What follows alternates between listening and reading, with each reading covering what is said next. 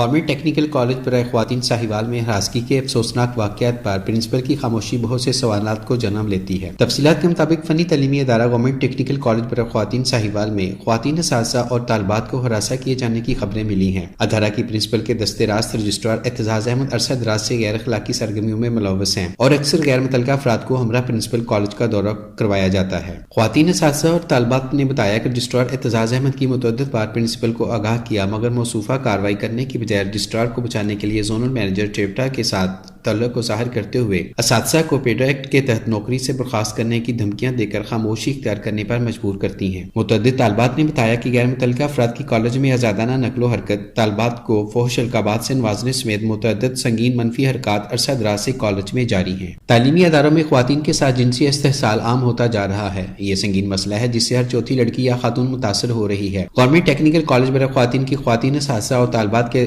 خاندانوں نے تشویش کا اظہار کیا ہے اور اعلیٰ حکام سے ہراسانی کے مرتکب افراد کے خلاف سخت کارروائی کا مطالبہ کیا ہے اور کارروائی نہ کیے جانے پر مشترکہ احتجاج کا عندیہ دیا ہے۔